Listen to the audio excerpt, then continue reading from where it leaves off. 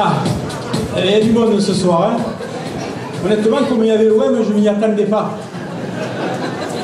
Mais bon, on va dire que l'OM, souvent, c'est un peu comme la métropole. Hein. On n'est jamais trop sûr de rien. Mais j'espère qu'on espère tous que ça aille pour le mieux. Merci beaucoup. Merci beaucoup parce que je suis heureux de constater une fois de plus que vous êtes nombreux à répondre à notre invitation. Et non seulement c'est un plaisir personnel et particulier, parce que c'est toujours très honorifique d'avoir sa population qui répond à votre invitation, mais en plus un parterre d'invités qui est quand même assez exceptionnel et pléthorique. Alors l'année dernière, je n'avais pas été bon pour le protocole, mais en même temps, je mérite quand même votre indulgence, c'était ma première fois en tant que maire. Et vous attendez de moi que je sois meilleur le second. Oui. Alors je vais essayer d'être bon. Mais bon, pour le coup, j'ai pas de chance parce qu'il y en a, ils s'étaient annoncés, ils sont en retard, ils ne veulent pas venir. Et remplaçant, c'est pas possible. Je suis ravi de vous accueillir ce soir et de souligner la présence en particulier des collègues maires qui me font l'honneur et le plaisir d'être là ce soir. Le premier d'entre eux, parce que c'était inattendu, Georges Cristiani, maire de Mimé et président de l'Union des maires des Bouches-du-Rhône.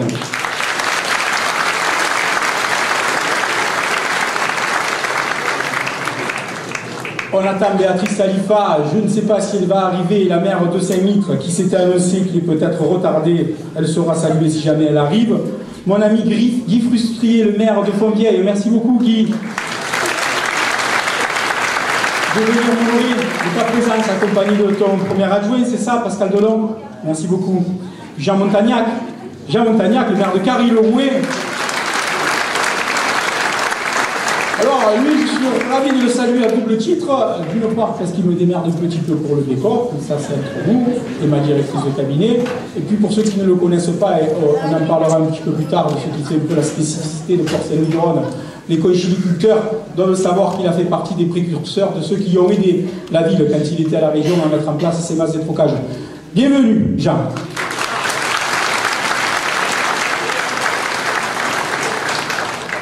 Le maire de Châteauneuf-les-Martigues, Roland Morin, qui me fait l'honneur aussi d'être là ce soir. Merci, merci et bienvenue. Toi qui, je le sais, connais aussi pour Saint-Louis-du-Rhône, pour sa richesse giboyeuse. Hein? Puisqu'il taquine un peu la gâchette là-bas en bas. Et il y en a quelques-uns qui t'ont vu chasser et ils ont dit que ça va. T'es pas trop mauvais. Et tu sais, à Port-Saint-Louis, une taille au moins. Des maires sont représentés ce soir et je tiens à les saluer, notamment Madame Cambon qui représente François Bernardini, le maire d'Istres. Merci beaucoup de ta présence.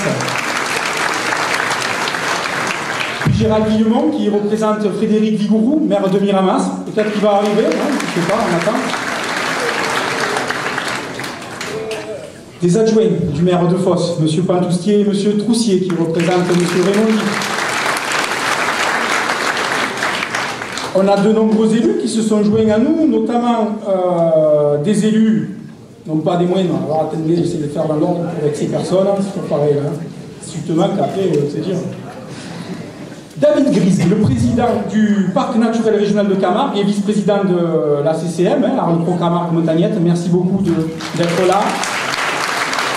Élu à la ville d'Arles aussi. Accompagné de Régis Vernier, le directeur du Parc naturel régional de Camargue, un partenaire de premier choix pour la ville de Port-Saint-Louis-du-Rhône.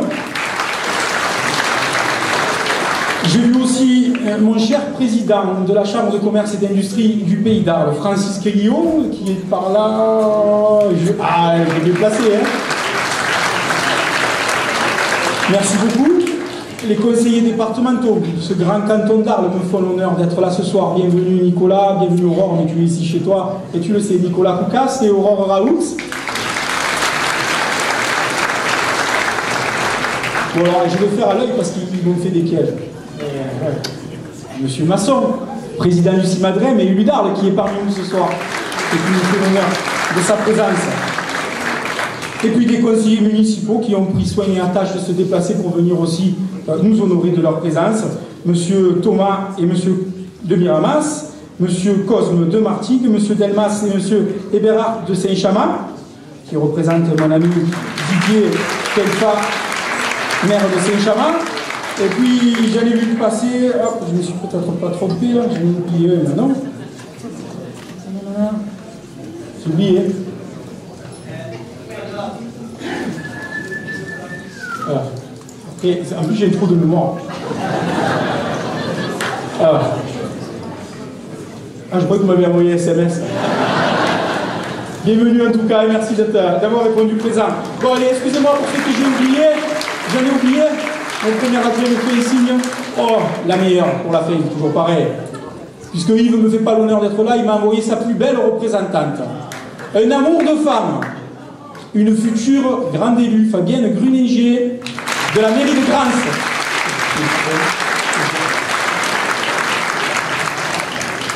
Et puis, chers Port-Saint-Louisiens, chères Port-Saint-Louisiennes, et puis tous ceux qui travaillaient avec les services de la municipalité, qui prenaient sur votre temps pour être avec nous ce soir, bienvenue à tous, bienvenue à toutes.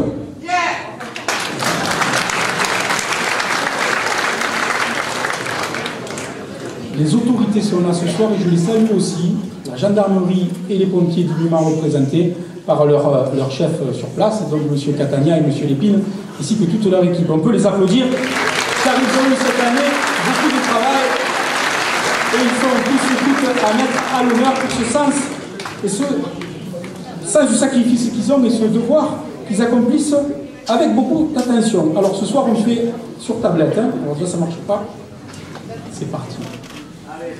Alors, en fait, il faut que je lise le discours. Lucienne, c'est ça? Vous connaissez Lucienne?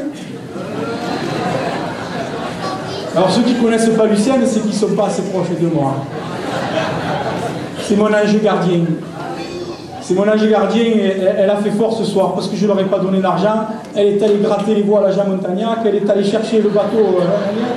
Elle a envoyé mes élus prendre les bois flottés. Ils ont pris un DJ. Non mais lui, il me suit depuis longtemps, j'ai confiance en lui.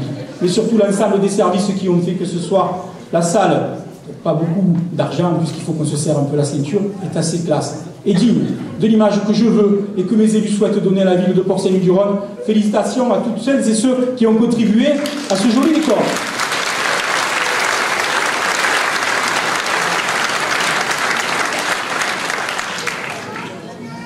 Et vous avez pu le voir sur ces belles images introductives. Oui, on mesure combien la ville de Port-Saint-Louis-du-Rhône est fortement liée à l'eau. Liée à l'eau et liée à la mer. La mer nourricière qui est source de développement depuis toujours. Et encore plus de même pour l'économie de notre ville. Et là, on va faire un coup, on va faire un tabac. Je vous demande d'accueillir Madame Béatrice Salifa, qui nous fait l'honneur d'arriver en retard et qui va venir prendre place et nous apprendre à arriver en retard accompagné de son premier adjoint. Vous avez la chance, Béatrice, que je viens à peine de commencer le discours. Béatrice Salifa, nouvelle conseillère régionale, qui est accueillie en grande pompe. Donc je vous le disais, je prendrai le temps de vous en parler ce soir de ce lien fort qu'il existe entre la ville de Port-Saint-Louis-du-Rhône et la mer. Et nous avons besoin de construire ensemble un développement économique qui se veut vital. Vital, mais surtout essentiel. Essentiel parce qu'il va être utile au développement de notre commune, mais finalement, il va être essentiel au maintien du bien-être quotidien. Parce que notre bien-être quotidien, il faut savoir créer les richesses pour le garantir, pour le maintenir. Et pour nous permettre de transmettre à nos enfants, et c'est bien là l'essentiel, un environnement et un avenir meilleur. Je pense, et j'ai toujours pensé, que c'est l'évidence qui doit guider les élus que nous sommes. C'est en tout cas notre rôle, mais au-delà de notre rôle, notre devoir. Le devoir d'imaginer aujourd'hui le monde de demain afin de le préparer au mieux. Je fais partie de ces jeunes élus qui découvrent un monde qui change, un environnement politique et territorial qui lui évolue.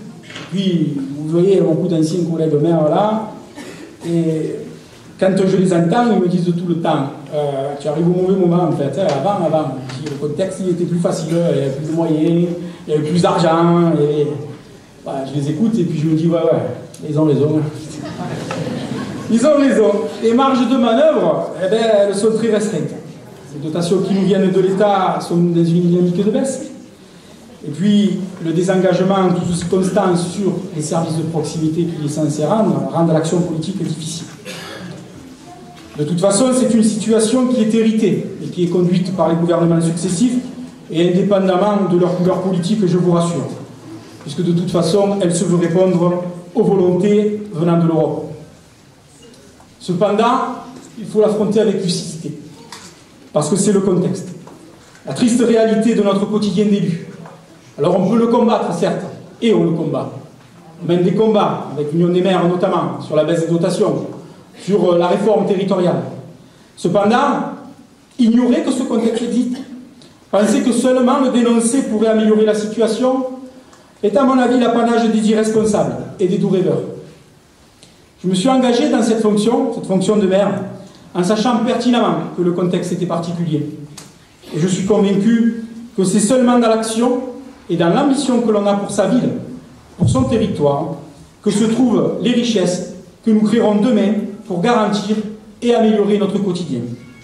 C'est en tout cas le sens de mon engagement, mais surtout le sens de l'engagement de l'ensemble de mon équipe municipale. Notre ambition économique pour notre ville, bien entendu, c'est créer de l'emploi. 2015 a d'ailleurs été placé sous la mise en orbite de notre projet de pôle nautisme et mer sur la zone du Mazet à Port-Saint-Louis-du-Rhône. Je vais sortir à Luciane, je ne fais pas le discours là. Parce qu'il y a des choses, mes amis, qui apparaissent comme une évidence. Des choses qui apparaissent comme une évidence et pourtant qui ont du mal à se construire, qui prennent du temps, qui rencontrent des volontés, d'autres visions, qui pourtant, face à cette évidence, sont assez pénibles à supporter. Et nous avons, avec les élus, nous avons, avec le SAN, porté la logique du développement de Port-Saint-Louis-du-Rhône. Bien entendu, Port-Saint-Louis-du-Rhône est connu de partout en France. Bien entendu, les marins connaissent Port-Saint-Louis-du-Rhône. Comme je vous en parlais en préambule de ce discours, le lien fort que la ville noue avec la mer est une évidence et c'est là qu'il fallait que se porte ce développement. Port-Saint-Louis-du-Rhône est né en 1870 de cette volonté de créer un lien fort entre le fleuve et la mer. La ville a un fort historique portuaire. Elle bénéficie d'équipements portuaires encore importants.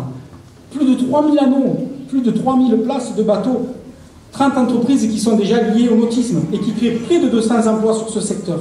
Une filière des produits de la mer connue, reconnue, avec nos conchyliculteurs, mais aussi nos pêcheurs, puis une usine, une fameuse usine, l'usine Ferrigno.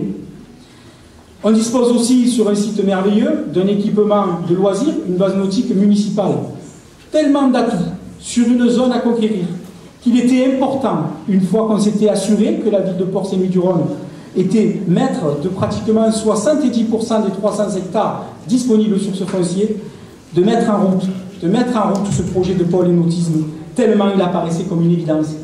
Avec le SAN, les services du SAN, avec les élus à mes côtés au service du SAN, fruit d'un travail acharné, nous avons su, avec nos partenaires publics et privés, et ils sont tous présents ce soir, montrer que nous étions capables de réaliser ensemble des grands projets pour l'avenir, non seulement de la ville de Port-Saint-Louis-du-Rhône, mais pour tout un territoire qui se construit demain.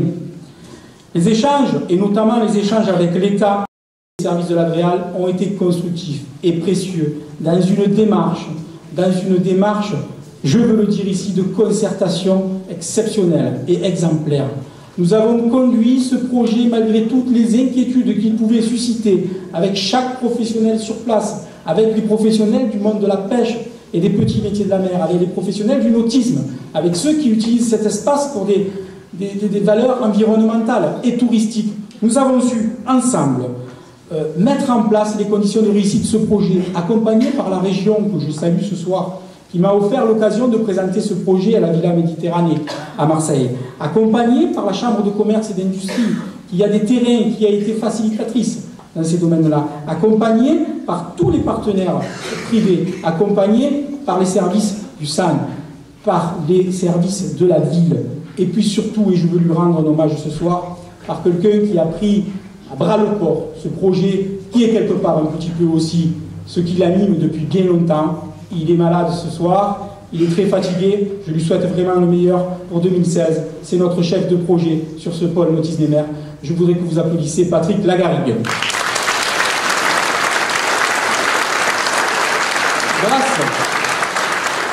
Grâce à tout ce travail, ce pôle nautisme possède aujourd'hui sa société de développement, qui portera le projet, les investissements, la valorisation des friches, la valorisation de l'ensemble de ce qui fera que demain se construira là-bas.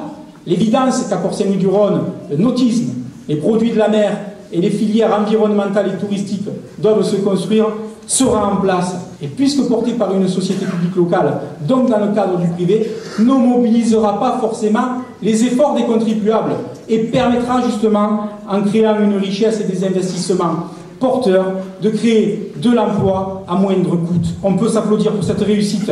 Mes chers collègues élus, merci au SAN de nous avoir accompagnés dans cette valorisation.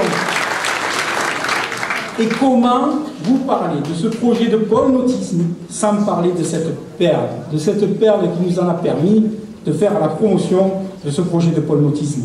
Cette perle que désormais tout le monde connaît, tellement exquise que les stocks se sont épuisés durant ces fêtes de fin d'année. Ceci prouve quelque part son excellence. Cette perle élevée ici, à Carteau, est bel et bien l'huître. L'huître qui, chez nous, avec le label Produit de Camargue, finalisera demain son rayonnement. Félicitations pour l'huître de Camargue. Je suis heureux, fier, très fier, aux côtés de mes chers amis conchyliculteurs, d'avoir à leur côté relevé ce défi que nous appelions de tous nos voeux, si vous vous souvenez bien, l'an dernier. J'y ai mis toute mon énergie, toute ma volonté de voir que ce produit permette à cette filière d'espérer à nouveau dans l'avenir. Il n'y a rien de plus riche que la transmission. Défi relevé, mes chers amis conchyliculteurs, je compte maintenant sur vous pour vous associer désormais de toute votre expérience, l'expérience de votre filière pour la réussite pleine et totale de ce pôle nautisme et mer. Ensemble, nous avons été plus forts. Merci aux conchyliculteurs et grande réussite à votre produit qui est l'huître de Camargue. Les axes du développement économique à Port-Saint-Louis-du-Rhône sont d'autres aussi. Vous le savez, nous sommes à proximité d'une grande zone d'activité portuaire et c'est bien entendu la qualité de nos relations avec le grand port maritime de Marseille afin d'imaginer comment définir la poursuite du développement d'activités sur notre territoire en respectant la proximité urbaine qui a été une réussite. Parce qu'on a réussi à quand même cadrer les choses au travers de la création d'une interface ville-port dont l'étude cofinancée par la ville de Sants, mais aussi par le Grand Port, a été lancée. Et cette interface nous permettra de définir au mieux les activités les plus compatibles en fonction de la proximité de la zone urbaine. C'est important de préserver notre bien-vivre, comme c'est important de contribuer encore au développement économique. L'occasion d'ailleurs également de vous parler que dans le cadre de ces discussions, nous avons avancé sur l'agrandissement de la zone Val-de-Barge 1, et qu'elle a reçu un avis favorable de la part de Madame Cabot, directrice du Grand Port. Je la remercie et on poursuivra ainsi le développement sur la zone d'Istriport. On peut aussi se féliciter de ce travail qui amènera beaucoup d'emplois demain, j'en suis certain. Et dans tout ce qu'on vient de parler là, il y a quand même quelque chose d'important. Vous l'avez bien senti quand même, tout seul on est peu de choses. Là-dedans il y a beaucoup de partenariats. Il y a beaucoup de partenariats et qui sont importants. Et le premier d'entre eux vient bien évidemment de l'intercommunalité. Et nous avons su d'ailleurs, avec cette grande intercommunalité qui était le SAN Ouest-Provence, partager, imaginer et définir au mieux ce qu'il y avait de bon pour notre commune et notre territoire. Et je veux associer l'ensemble des collègues maires et élus de ce territoire sur ce fabuleux travail qui a été réalisé tous ensemble. À l'heure où je vous parle, vous le savez, le SAN Ouest-Provence n'existe plus. Notre intercommunalité se nomme désormais la métropole Aix-Marseille-Provence. Et bon, cette métropole, franchement, elle nous a valu en 2015 beaucoup de travail, beaucoup de réunions, beaucoup de questionnements, puis beaucoup d'organisations. Tout ça à l'intérieur des intercommunalités. Et bien entendu aussi aux côtés de mes collègues maires, pour faire entendre ce qui apparaissait comme une évidence, qu'elle était compliqué de l'imaginer telle qu'elle avait été imaginée par le gouvernement.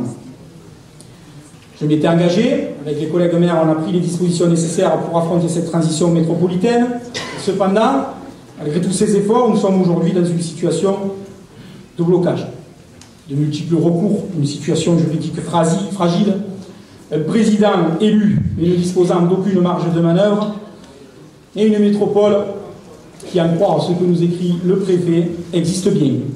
Et des intercommunalités qui sont soi-disant devenues conseils de territoire et qui ne peuvent fonctionner parce que les élus ne peuvent pas se réunir. Bien entendu, cette métropole si grande, si forte, si vite, pour reprendre les propos de quelqu'un de célèbre, mais seuls les élus vont le deviner, nous a réservé bien des rebondissements. Bien entendu, mon cher Georges, que nous avons fait entendre nos inquiétudes légitimes, afin d'être rassurés, pouvoir garder la maîtrise de l'avenir de notre commune et de nos territoires. C'est bien là l'essentiel. Nous avons obtenu des avancées, mais bien évidemment pas toutes les garanties, c'est une évidence. Et cependant, je m'interroge, parce que cette situation particulièrement complexe aujourd'hui nous fragilise. Elle nous enfonce encore plus. Et surtout parce qu'elle fragilise l'économie locale et qu'elle empêche la poursuite de nos projets de développement. Et nous en revenons donc à l'introduction de mon discours, mais également au contenu de notre programme de campagne que nous avons soumis à vos suffrages.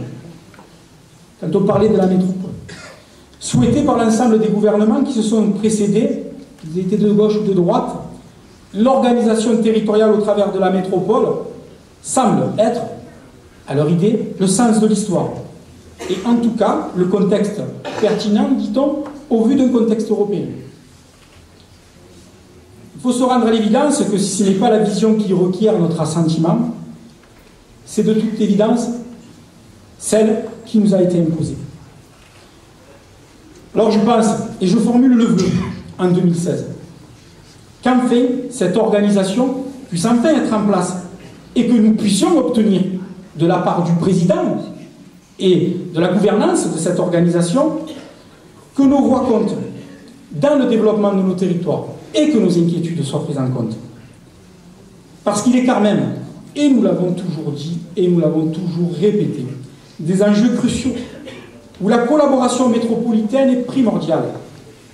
Primordiale pour le développement économique, primordiale pour la santé, primordiale pour la mobilité et les transports.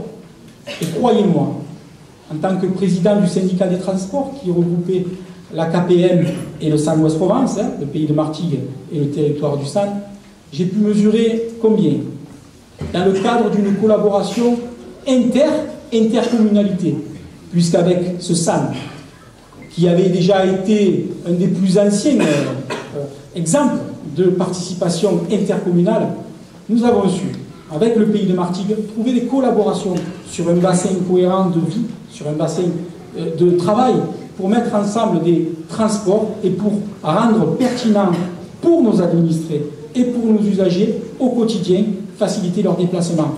J'ai porté, en tant que président du SMECTU, le plan des déplacements urbains de tout ce territoire. J'ai porté la réflexion avec les services du SMECTU, la manière dont nous projetions l'avenir de la mobilité sur notre territoire. Et je compte bien demain continuer dans un contexte qui me sera proposé, qu'il soit métropolitain ou autre, de continuer à porter ce qui fait que la collaboration dans cette métropole sera pertinente à partir du moment où nous apportons des réponses concrètes pour nos administrés et pour Port-Saint-Denis-du-Rhône, pour cette île en Provence. On met du temps à y arriver. Vous comprenez bien qu'il est plus que primordial qu'on puisse imaginer que demain, nous nous rendions à l'aéroport, par exemple, en transport urbain, sans que cela soit un parcours du combattant. Donc, quoi qu'il en soit, je souhaite imaginer demain une métropole au service des habitants et puis surtout, enfin, sortir de cette situation de blocage qui nous pose des problèmes énormes et on n'a pas encore fini d'en découvrir l'étendue. Quoi qu'il en soit, toujours prendre les initiatives nécessaires pour garantir et améliorer le quotidien de mes administrés, comme je m'y étais engagé avec mon équipe municipale.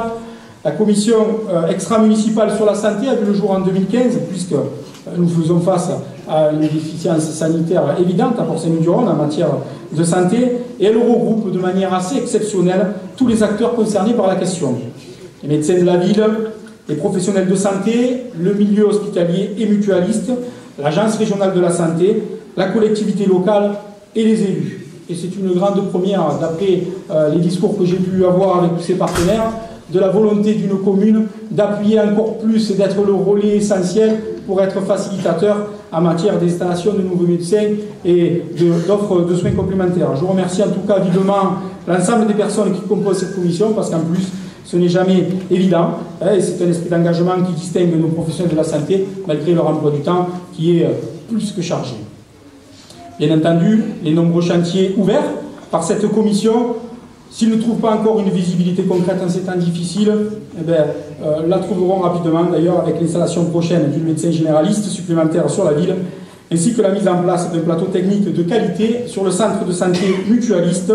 Et c'est ensemble que nous récolterons les premiers fruits de ce travail. D'ailleurs, je salue la présence de Madame Elena, qui représente le Grand Conseil de la Mutualité. Elle peut-être par là nous faire un petit signe. Je la salue.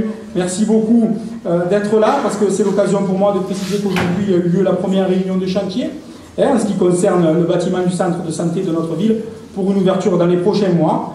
Je félicite d'ailleurs la direction qui a su traduire en acte ma volonté de renforcer le personnel de santé qualifié et spécialisé sur la commune.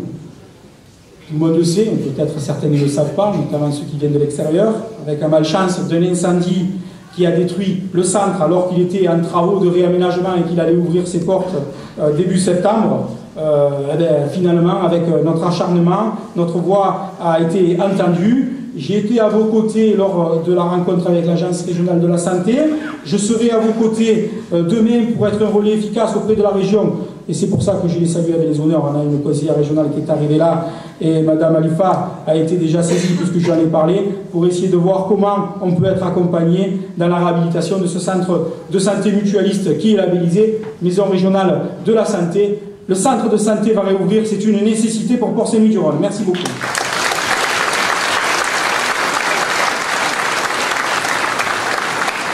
Et oui, garantir le quotidien de nos administrés, ce n'est jamais une chose facile. Comme je vous le disais tout à l'heure, on a souvent des mauvaises nouvelles qui tombent. L'annonce d'une fermeture pure et simple des bureaux de la Caisse primaire d'assurance maladie sur la commune à compter du 31 juillet 2015 avait conduit déjà à beaucoup de mouvements et d'actions pour qu'on arrive enfin à ce jour à s'apercevoir que la sécurité sociale est toujours présente sur notre ville. On a pris sur nous, on a pris ensemble l'organisation nécessaire, notamment avec les services CCAS, pour travailler sur la mise en place d'une continuité de services efficace pour les bénéficiaires. Donc là, le centre de santé, la CPAM sera présente sur la commune de Port-Saint-Louis-du-Rhône. On peut s'en féliciter.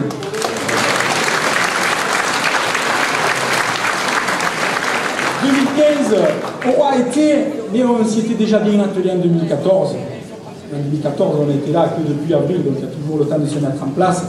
Le démarrage d'une volonté de communication nouvelle pour la ville, une communication positive et dynamique. D'ailleurs, on peut se féliciter d'avoir reçu le 2e prix de la communication pour le magazine municipal en ce qui concerne les communes de moins de 10 000 habitants. Donc on peut féliciter notre service communication pour ce beau trophée. Félicitations, mon cher Eric, à ton équipe. Un magazine municipal que je vous adresse, mes chers collègues, que j'espère que vous parcourez avec beaucoup de passion et d'avis. En tout cas, on essaye de mettre le paquet pour vous montrer qu'à Port-Saint-Louis-du-Rhône, il fait bon vivre. La réussite de beaux événementiels également, tels que le Festival de la Camargue et Delta du Rhône, n'est-ce pas, mon cher Jean-Paul, dont la prochaine édition se déroulera du 5 au 10 mai 2016. On peut citer également les très novatrices fêtes du sport sur le port du Plaisance, et aussi le festival à tout jeune, véritable réussite, fruit du travail collectif du service enfance jeunesse de la ville et de tous les partenaires. Puis 2015 aura été aussi une année électorale. Vous en êtes aperçu, il a fallu aller voter.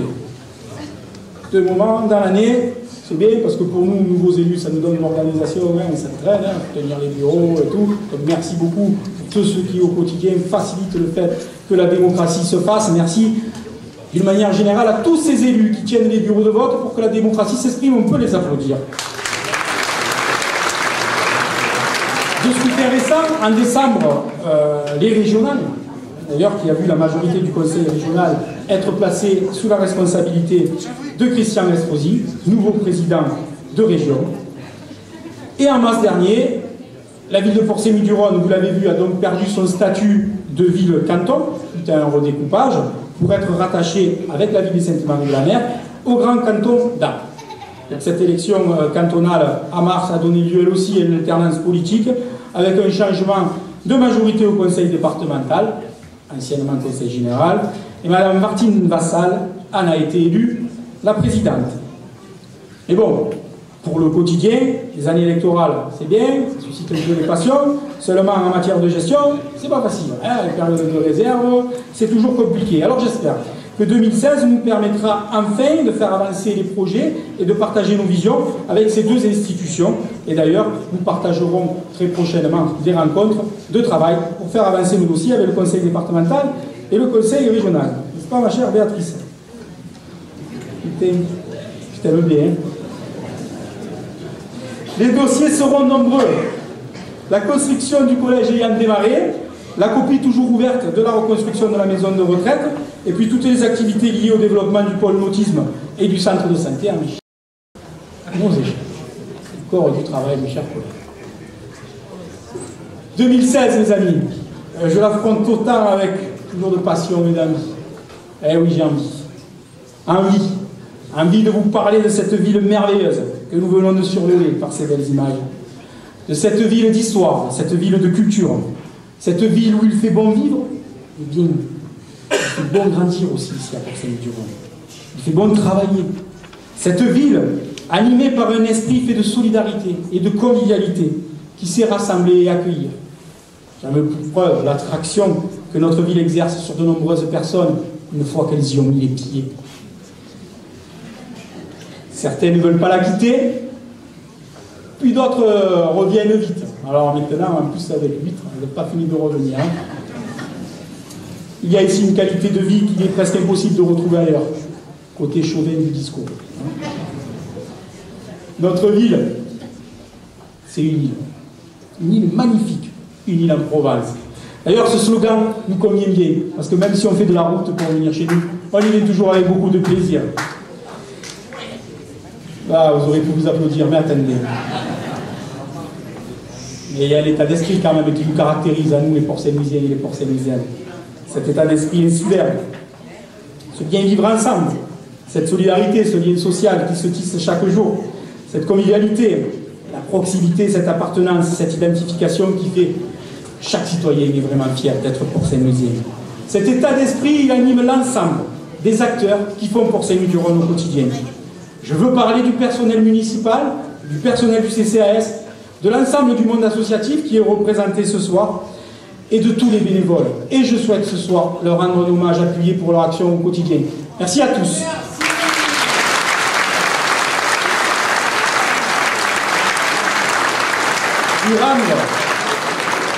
Lui rendre un hommage appuyé. Je vois où.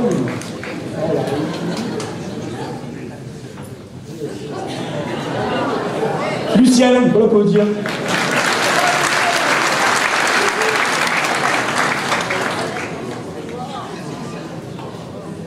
Une maman pour moi, cette lueur. On en était aux hommages. Et il y a d'autres personnes à qui il faut que je rende un hommage appuyé. Je veux le rendre également à tous ces élus, qu'ils soient à mes côtés ou qu'ils soient dans le cadre de leur mandat au sein de l'opposition. Ils donnent de leur temps sans compter. Parfois, pour ne pas dire souvent, au détriment de celui qui consacre à leur vie personnelle. Alors, puisque c'est une soirée d'hommage, je pense que c'est le moment pour moi de les mettre à l'honneur, puis de remercier aussi très chaleureusement tous leurs conjoints et ces familles de ces élus pour leur grande patience et leur esprit de partage. Je vous en suis très reconnaissant et vous demande mon indulgence ici parfois, j'en ai abusé et je sais que c'est le cas. Félicitations à vous, merci beaucoup pour votre travail au quotidien. Je ne sais pas si vous avez trouvé ça long, en tout cas je voulais qu'il y ait un côté dynamisme et que nous arrivons maintenant au fin de cette cérémonie. Donc je voudrais appeler à mes côtés d'une part celles qui m'ont aidé à vous accueillir, donc la belle reine de Port-Saint-Louis-du-Rhône, Élodie Scaletta, accompagnée de ses dauphines, je ne sais pas si elles sont toutes venues. Ah, on a la deuxième. Je vous prie de me rejoindre. Je voudrais aussi que me rejoignent ces messieurs-dames des traditions, de l'association des protections et des traditions locales en costume traditionnel, parce qu'ils savent combien je suis attentif et très attaché à ce que les traditions camarguaises et provençales s'expriment ici, à Port-Saint-Louis-du-Rhône. Merci mesdames.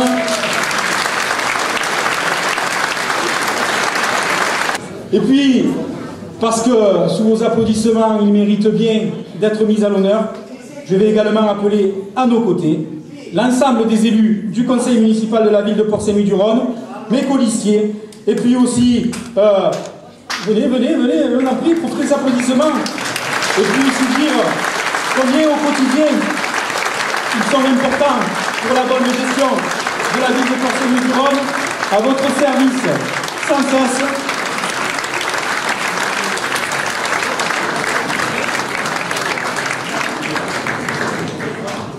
L'ensemble des élus peuvent nous rejoindre, bien entendu, même ceux de l'opposition, pas sectaire à Port-Saint-Louis-du-Rhône, n'hésitez pas.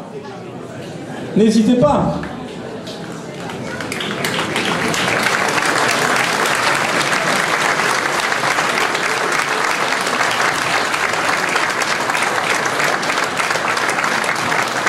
Alors, on n'a pas qu'une élue de l'opposition, les autres sont timides.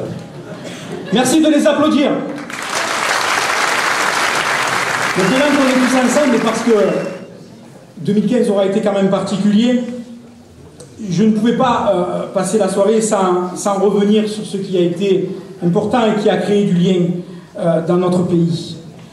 Et d'ailleurs, il y a des choses qui se sont écrites en réponse à ces événements particulièrement horribles,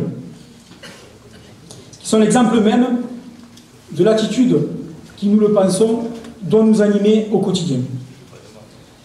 C'est d'ailleurs le cas de ce qu'a écrit le journaliste Antoine Léris, qui s'adresse en ces mots aux terroristes alors qu'il vient de perdre son épouse au Bataclan. Je le cite. « Je l'ai vue ce matin, après des nuits et des jours d'attente. Elle était aussi belle que lorsqu'elle est partie ce vendredi soir. Aussi belle que lorsque j'en suis tombé éperdument amoureux il y a plus de 12 ans. Bien sûr, je suis dévasté par le chagrin. Et je vous concède cette petite victoire. Mais elle sera de courte durée. Je sais qu'elle nous accompagnera chaque jour et que nous nous retrouverons dans ce paradis des âmes libres auquel vous n'aurez jamais accès. Vendredi soir, vous avez volé la vie d'un être d'exception, l'amour de ma vie, la mère de mon fils. Mais vous n'aurez pas ma haine. Répondre à la haine par la colère, ce serait céder à la même ignorance qui a fait de vous ce que vous êtes. Je dois maintenant rejoindre Melvin, qui se réveille de sa sieste. Il a 17 mois à peine. Il va manger son goûter comme tous les jours. Puis nous allons jouer comme tous les jours. Et toute sa vie, ce petit garçon vous fera l'affront d'être heureux et libre. Car non, vous n'aurez pas ma haine et vous n'aurez pas sa haine non plus.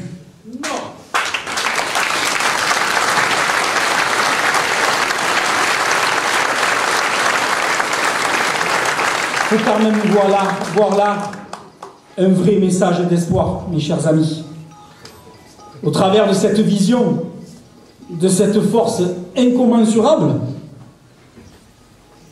aujourd'hui, je crois que tous les citoyens meurtris, solidaires, doivent redécouvrir cette chance de vivre dans un pays démocratique.